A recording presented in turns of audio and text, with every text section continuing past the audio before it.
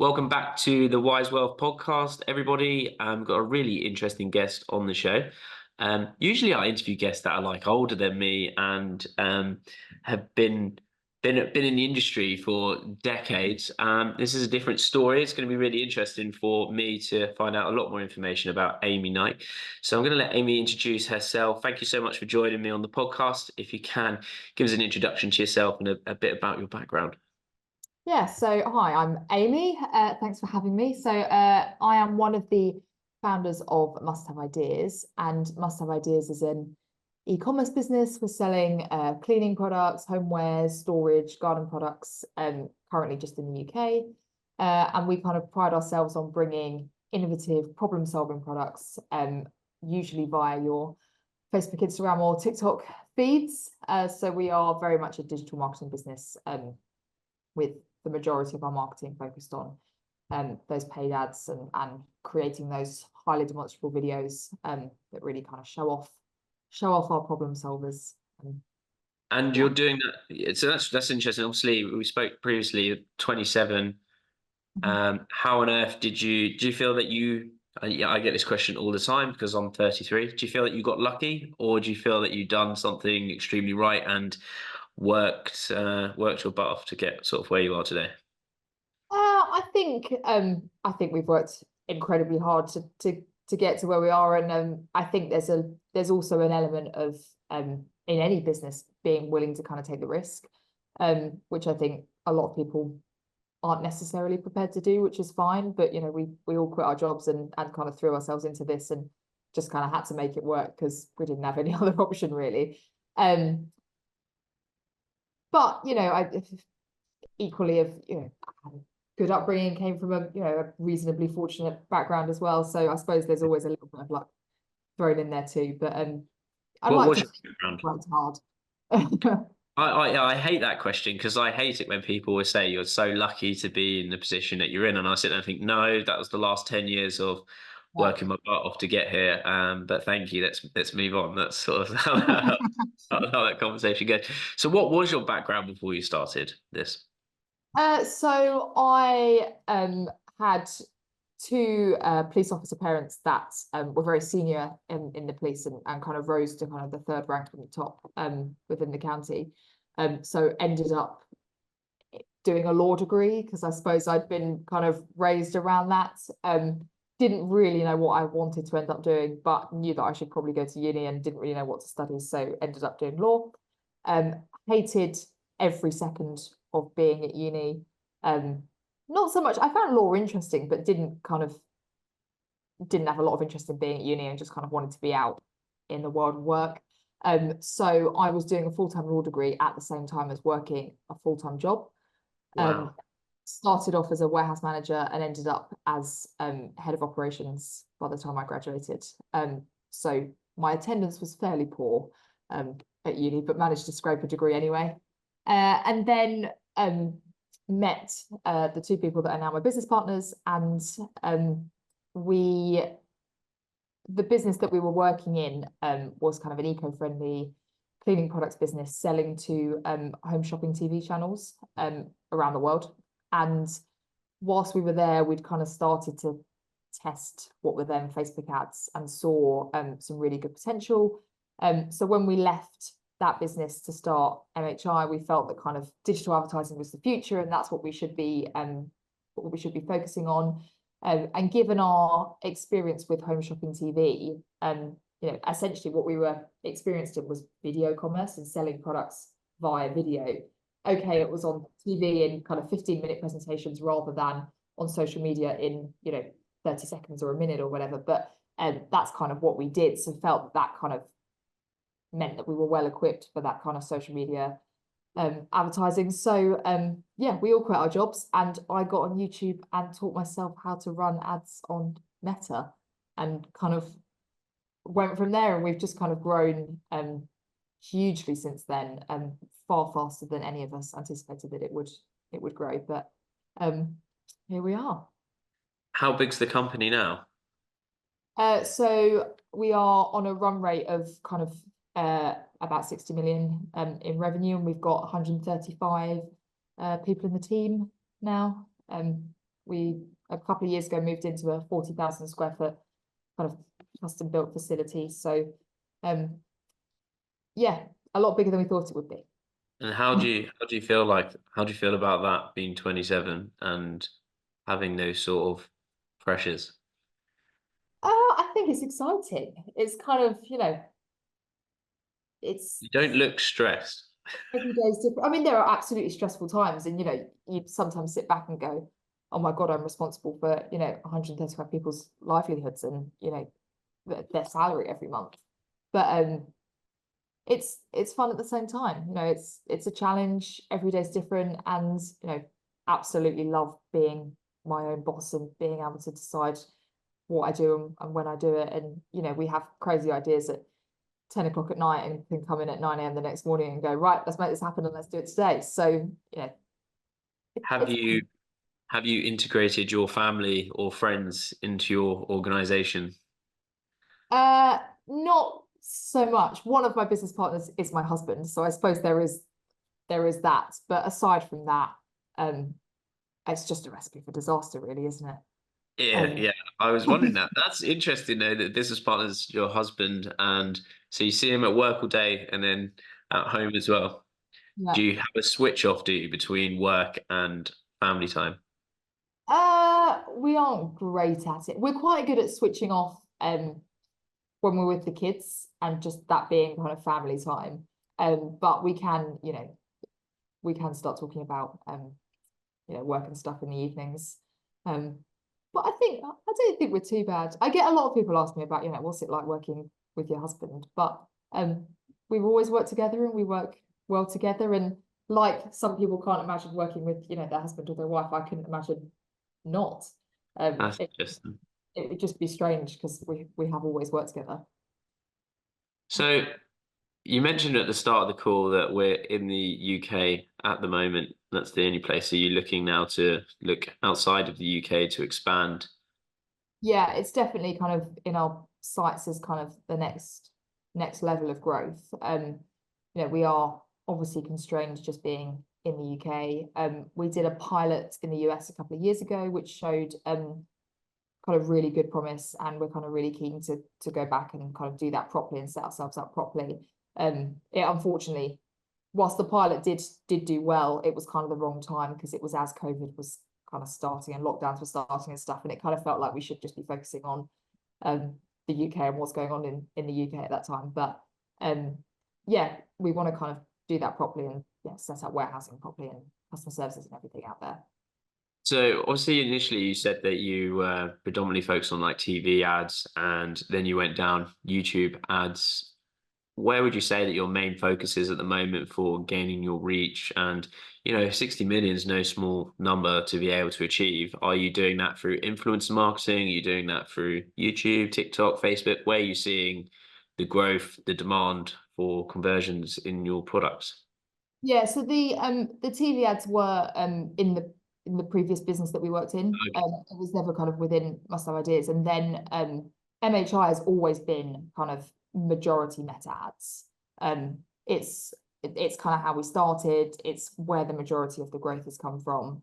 It is for a very long time was kind of solely a meta ads business. That was kind of the only way that we drove traffic to the website. We then kind of layered on obviously the email marketing, more recently TikTok, which is really starting to kind of grow, and it's not of the size that Meta is, but is definitely contributing a significant amount. And then more recently we're looking at kind of diversifying much more and have started to dabble in the likes of TV ads and more traditional marketing methods like print and catalogs and things like that as well.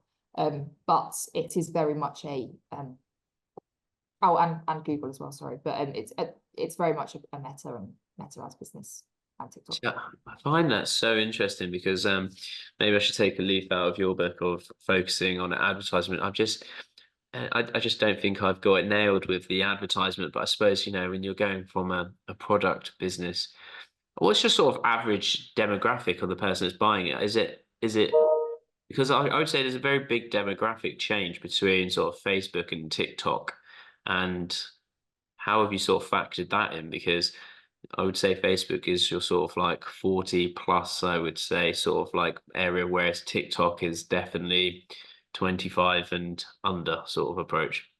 Yeah, so we have quite a broad kind of age range of demographic. It's very female. I was going to say, actually, would expect, maybe you would expect that, maybe you wouldn't, but it is incredibly female. But in terms of ages, it's incredibly broad.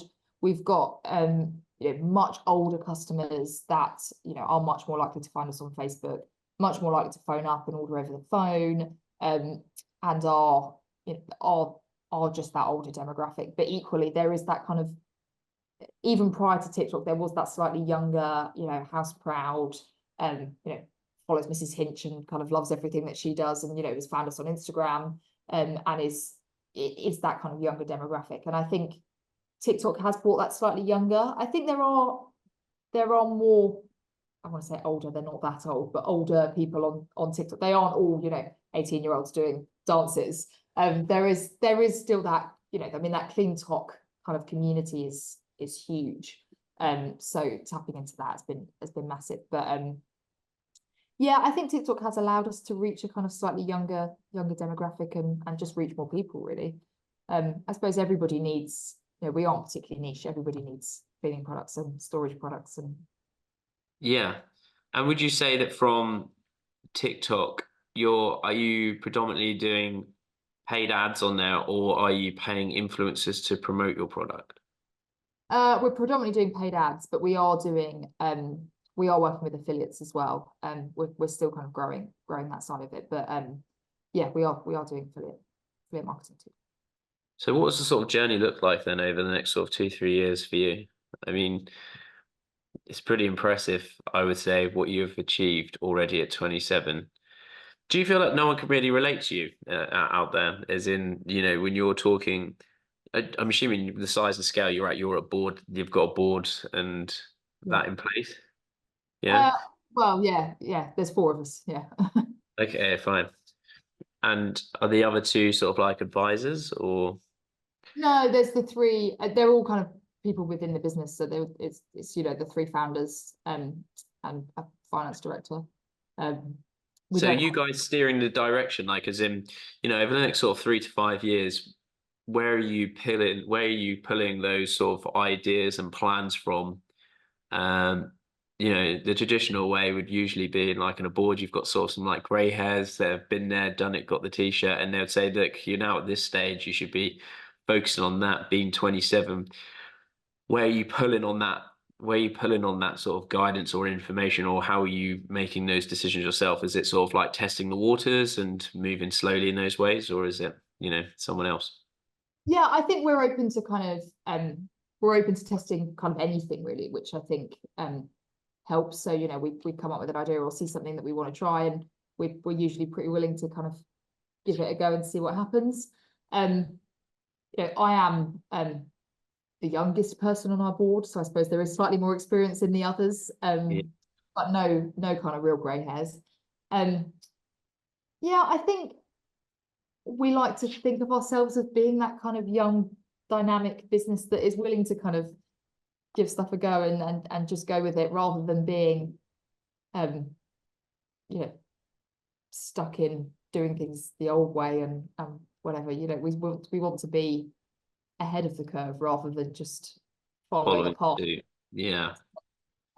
But that's not to say that we might at some point get to a scale where it may be beneficial to have more experience on the board. But yeah, I suppose at the moment we're just winging it as we always have been. Just winging 60 million revenue. Do you know what I think? I don't know what that would go down with. Can you imagine your staff listening to this going, yeah, just winging it? Maybe they'd think, yeah, she is. Now it's confirmed. Yeah. Yeah. We've always suspected that. Yeah, I think in terms of kind of direction over the next couple of years, just the plan is just to keep growing and just to keep up that growth curve, really. We've talked about kind of the US and expanding kind of territories. Adding new products to the range is kind of really key. We're all about kind of that kind of discovery, and we're really keen that every time a customer comes back to the website that, you know, they find something that they haven't seen before. And you know, our whole product range is based on that kind of new product discovery. So keen to kind of keep adding products to the range, and that's also kind of really key to our growth, is to keep kind of adding. And do you have like a whole department that are sitting there putting together these ads for TikTok that are pushing them out? Yeah, we do virtually everything in-house. So yeah, all our advertising is done in-house, and kind of content creation and stuff. So we've got a team of I think it's about 15 people now that whose job it is just to create great videos and great content for us then to kind of push out as ads. And they're putting that all out on your TikTok? It goes out on TikTok and across Meta as well, on Facebook and Instagram. That is nuts. So they're sitting there, because from like an ad side of things, so I was looking at your TikTok, and there's a lot of stuff out there. You can see, so some of them you're pushing basically that are on adverts, and the others are just sort of like organic. You're posting them out and you're going in, because when you look at something like 60 million revenue and you sit there and go, they've got 40,000 followers on TikTok. How on earth how are they pulling that reach or pulling that audience? But would you say that your advertisement is, you know, if you was to go between Facebook, TikTok, and Instagram, which one is it more weighted towards? What would you say? It's more weighted towards Facebook. Facebook is the biggest, then Instagram, and then TikTok. TikTok is definitely the smallest of the three. I mean, partly, I suppose, because it's the newest. I mean, we've been building Facebook and Instagram for the last 6 years, whereas TikTok is much more recent. But yeah, it's definitely Facebook that's the largest of the chunk. That's super interesting. And over those years, have you seen that sort of change? So are you seeing your team become more interested in focusing on Instagram, TikTok, and less on Facebook? Or would you see they're just bringing in more avenues? Is that the approach, or is it they're seeing sort of social media trends changing to the other social medias, so to speak? I think the focus hasn't moved away from Facebook, but yeah, we have looked to kind of bring on new avenues. I think what has changed is how people consume content on those platforms. You know, you don't sit on Facebook and scroll through your feed anymore. You sit and watch reels. So although there is still a lot of focus on Facebook, how we are approaching advertising on Facebook has changed a lot. And, you know, we're having to move towards, you know, less polished content that is shorter and snappier and vertical and sits in a Reels feed, rather than, you know, we used to put out 2-minute videos that were really produced and polished and, you know, would be an ad in a feed. And nowadays that just wouldn't work. I mean, people just wouldn't watch it and just wouldn't be interested. But you know, 6 years ago that worked well, and that was all we did. You know, now there is much more of a focus on creators and much more authentic content that doesn't feel like they're being advertised to, and feels real. And I suppose over your 6 years, you've really probably built up a unique image of who is your demographic that you're targeting on ads. Do you even produce ads to a male audience, or is it predominantly when you're going through the Facebook ad settings, are you clicking female and set subcategories of what your target is? No, we target really broadly. So we do try to target men as well. We do a mixture of kind of targeting based on who we feel is going to buy, but also you know, leaning into that kind of AI piece as well, and letting, you know, the algorithm do what it does and try to find us customers whoever they are. So we do much broader targeting as well as the more kind of focused stuff. But we do have male customers. It's just not as many as the women. But we use male actors and creators and things as well. So we are kind of trying to diversify. Yeah. And have you seen over the years of starting your business, sort of like the click-through rate, the cost per ad increase or decrease? What have you sort of seen that sort of area of the market change for you as a business? I think, you know, ad costs as a whole have gone up over the last 6 years. It's nothing massively dramatic, but you know, they have increased, and we can only control that so much. So when we do see those increases, we just see it as, okay, we've got to get better at everything else. You know, if the cost of advertising is just going up, we've got to be creating better content so that more people will click, and we've got to be creating, you know, better web pages so that more people want to go on and buy. So yeah, it's just a kind of challenge for us to be better to kind of counteract that. Yeah. And I suppose from like an ad side of things, let's take Facebook. Are you doing any sort of carousel adverts, or are they all reel based adverts that you're promoting? No, there aren't any carousels at the moment. We're currently working on a bit of a test to see whether that is something that would work for us, because previously it hasn't. But they are all video ads, and there's no kind of, nobody wants to buy from just an image. Like, what are you even looking at with our products if you're just looking at an image? You know, the whole point of our products is that they're really demonstrable and they're solving a problem, and we want to show you what that problem is and how we're fixing it. So they are all video ads, but a mixture of reels, and you know, there are still some kind of square feed ads and things going in there as well. But there's definitely a shift towards reels and vertical content. You make your business sound very simple. It surely isn't as simple as sort of like how you're making it up. You know, you're basically saying we're a digital marketing agency. We'll chuck some ads up on our lovely products, and we end up getting sales. Like, I think you've summarized it pretty well. no, it can't be. So why? Tell me then, why are other businesses struggling? Um, why do other businesses struggle? Let's take another company. I don't know. I don't want to name any companies, but why is there that assumption then that ads aren't working? Is it that they've just not nailed the content? I think content is the most important thing.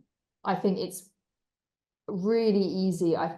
Particularly a few years ago, I think there's probably been a bit of a shift in the kind of narrative, but I think it's really easy to overcomplicate running the ads. You know, we are absolutely over the data when we need to be, but we aren't kind of micro managing the ads and looking at every tiny statistic and, you know, analyzing how many people have watched a video for 3 seconds and every kind of tiny bit.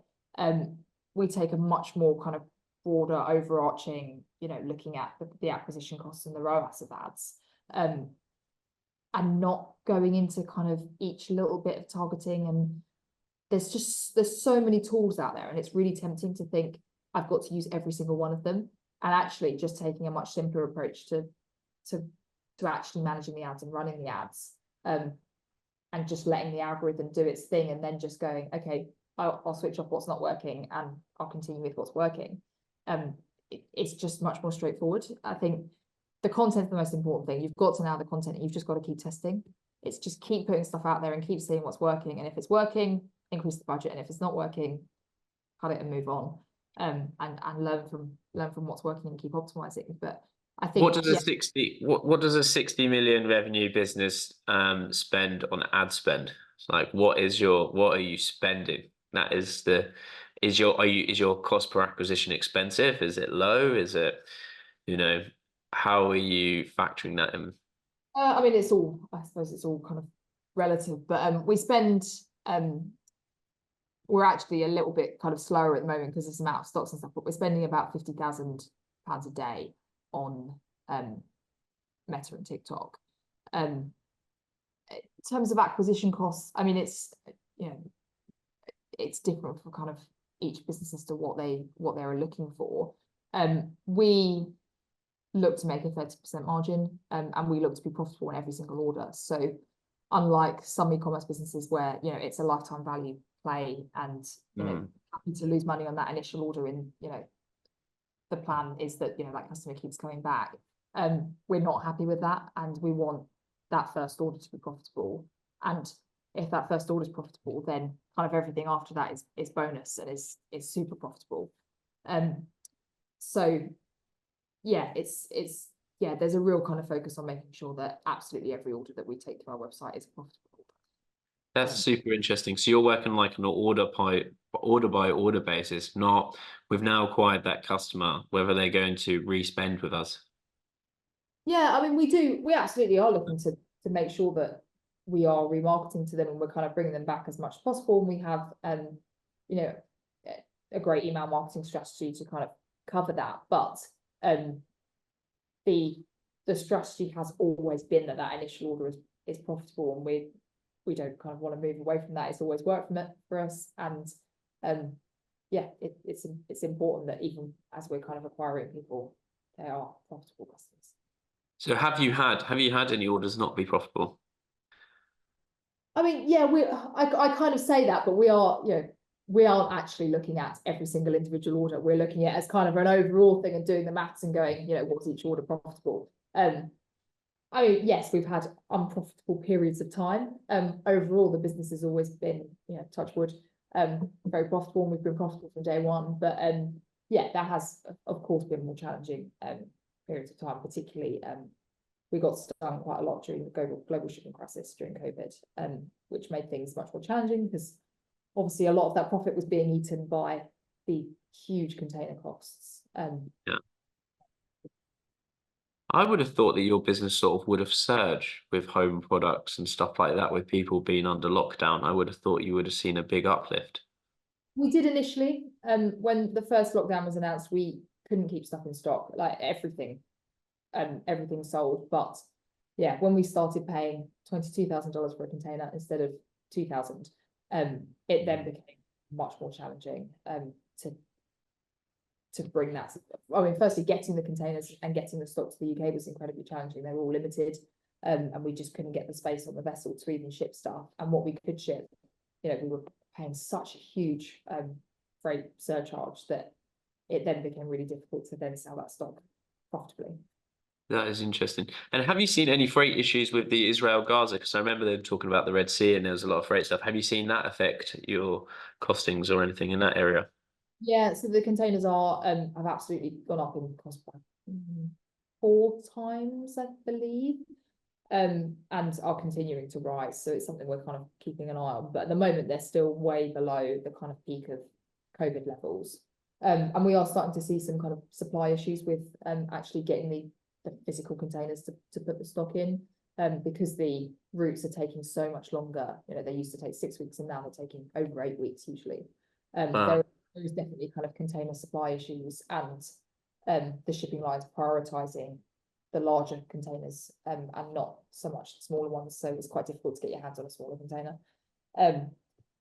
But yeah, it's something we're kind of keeping an eye on. It's not as bad as it was in COVID days, but yeah, And then I suppose from like being a successful individual, are you constantly reinvesting into your business, or have you started to look externally about maybe acquisitions into other businesses or stock portfolios? Have you started to sort of like broaden, your horizon on different avenues? Yeah, I mean, at the moment we are just kind of constantly reinvesting in the business. We did go through well, we kind of started a private equity process last year, but decided that it wasn't for us, and the business just kind of wasn't at a stage that we were kind of ready to take that step. There was more that we wanted to do before we were kind of ready to bring somebody like that on board.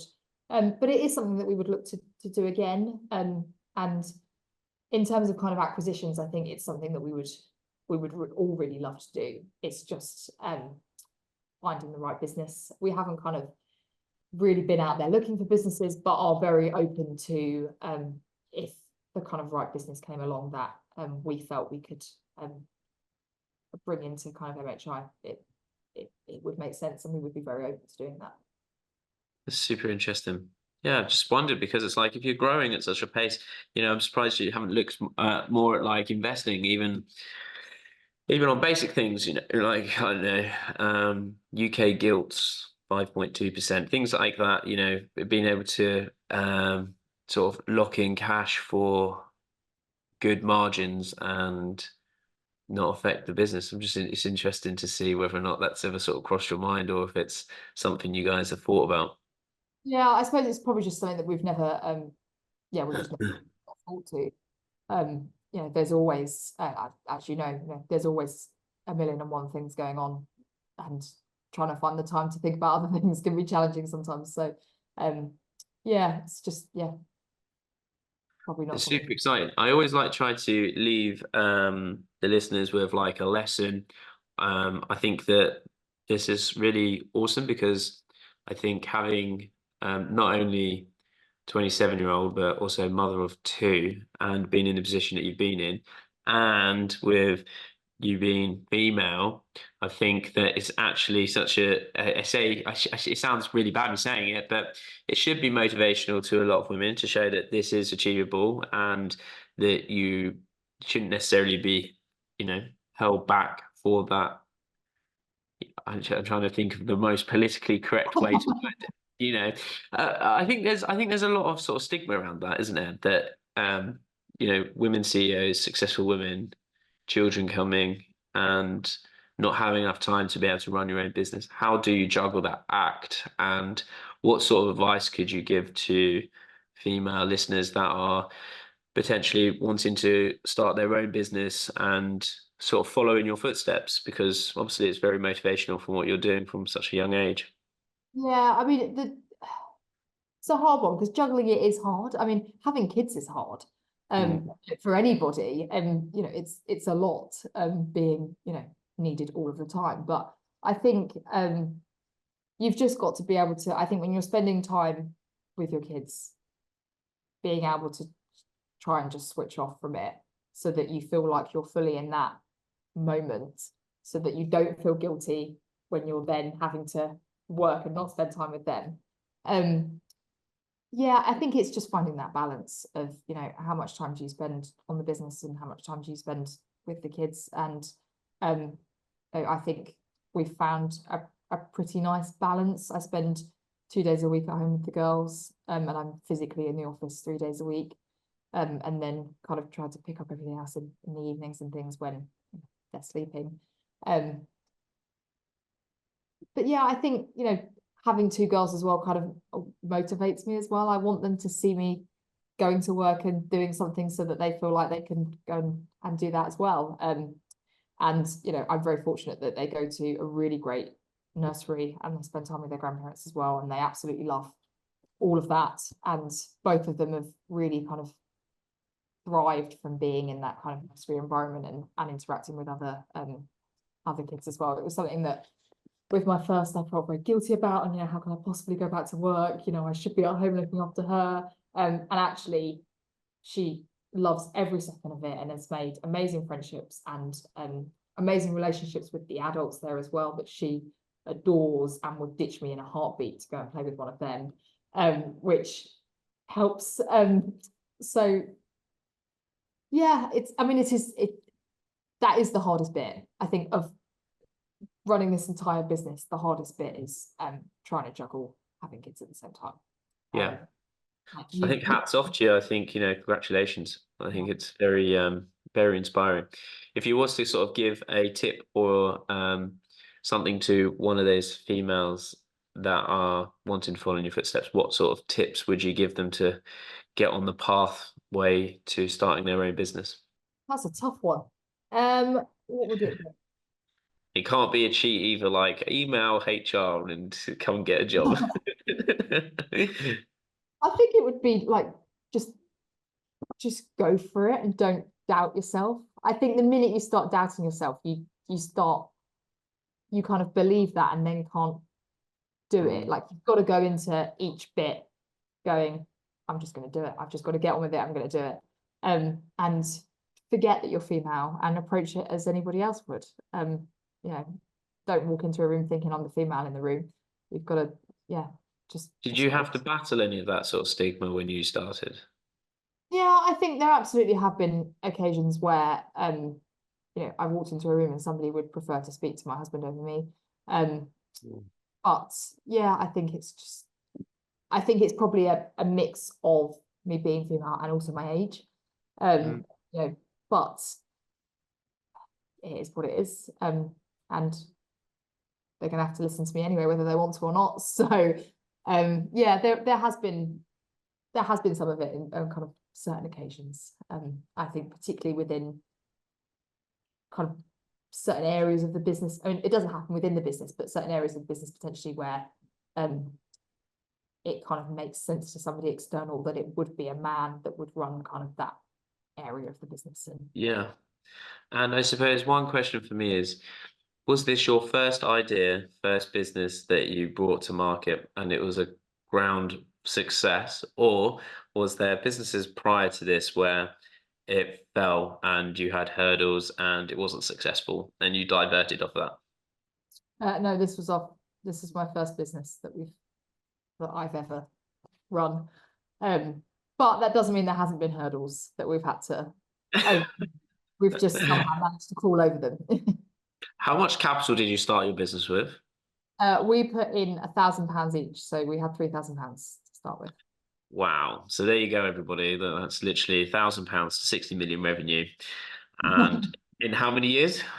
We're approaching our 6th birthday. Wow. Wow. Wow. Wow. Wow. Very, very cool. Very impressive. Honestly, I think thank you so much for joining us on the podcast. I think I think any business owner can sort of take away some snippets of advice from yourself. I think it's just awesome to be able to see the success that you've achieved and also with a cool head.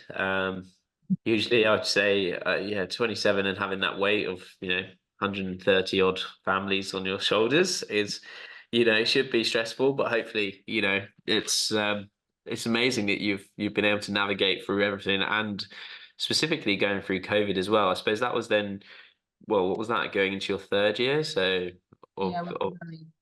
Yeah, when was the first one? Probably yeah, it was early on. I can't remember exactly when it was. So you sort of know what to expect if the world collapses again. So I mean, it's a very painful lesson, but you know how to navigate it. So really, really interesting. But yeah, thank you so much for joining. And if anybody wants to sort of find out more about you or your business, what's the best way that they can find out more about you? Heading to our website, probably. Yeah, or giving us a Google. There's a few bits and pieces out there, but yeah, most of it's on our website. Awesome. Thanks so much, Amy. I really appreciate your time. Thanks for having me.